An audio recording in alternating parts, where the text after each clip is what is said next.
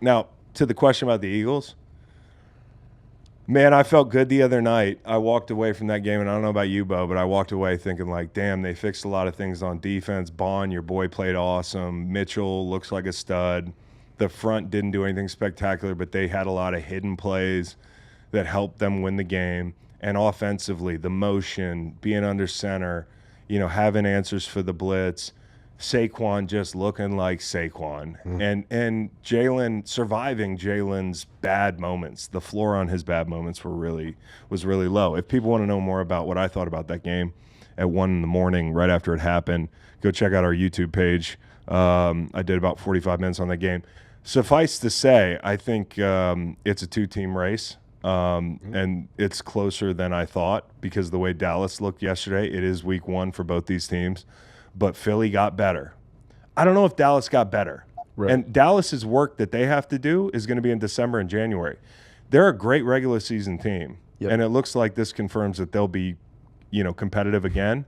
But when December and January hits, are you going to be good? Right. And we won't know that answer for a long time. It's the Dallas cycle. Yeah. This is when they're good, and then a few more games, a few more wins.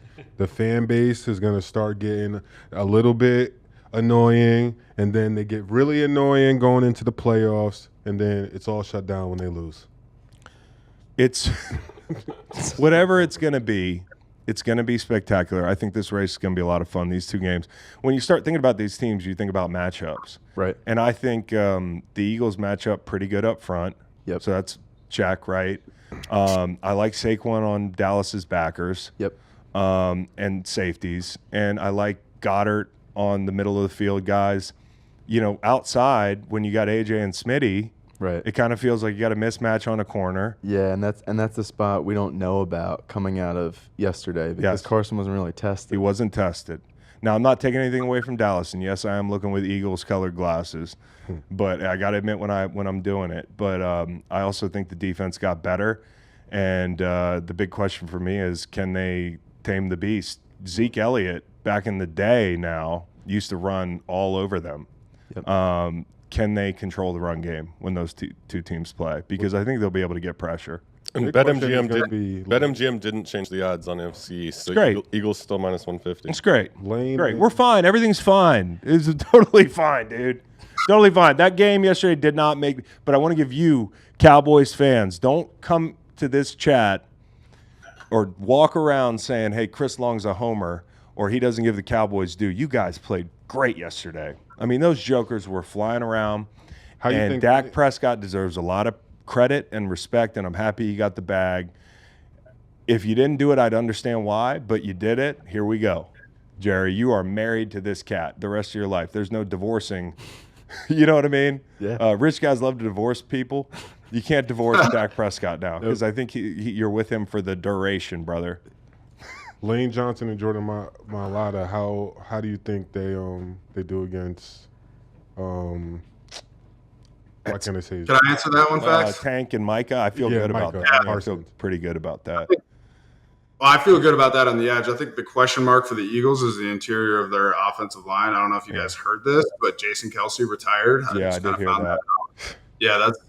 Is that the guy from the Buffalo Wild Wings commercial and the garage beer commercials and the other commercials and the other TV shows and the other TV shows? New drinking game. Anytime you watch the Eagles game, and drink every time you hear the word Jason. You hear the name Jason. Hey, new drinking game. Drink every time you see Jason on TV. I would have alcohol poisoning. You dipped your toe in the water a little bit with that garage beer. Oh, I did more than dip my toe in the water during that commercial, Chris. Yeah, that was that. The only thing separating that from a porn scene was like a bucket and a sponge, but that doesn't really necessarily do it either. I mean, these two were like naked on top of a Cybertruck. It was disgusting. I didn't see it. I retweeted it, but don't look. It was really put that up for facts. To answer Nate's original question, he was talking about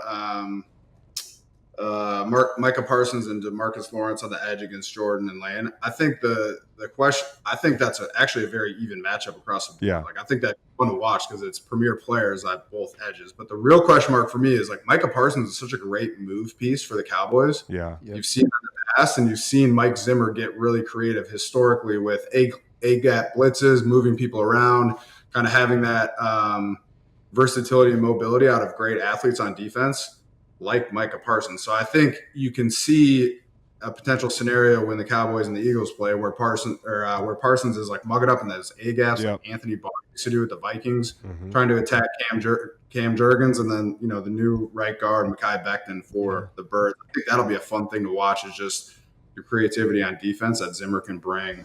They're roasting your mic, Beau, in the chat. Mark said Beau got that McDonald's drive-through, Mike. Let me get the guy set up his shit. I don't even. Okay, fuck. Oh, got him! Got him! You just got to rattle him. Got him!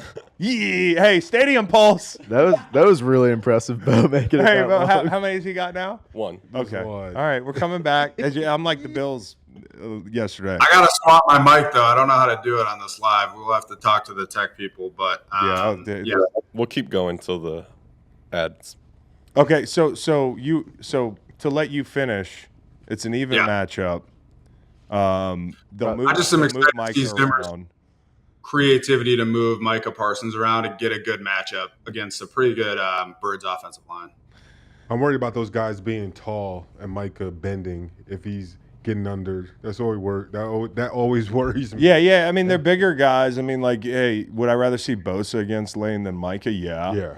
Because he can sit on power. I mean, Micah's he's like a werewolf. Yeah, he's just, you don't know where he's going to be, and he's quick, and I think we've seen the matchup before. You can go back and watch it. It's been pretty evenly matched. Definitely, you don't hear that coming into a game a lot, that you have two tackles that can handle those two guys, because they're as good as it gets.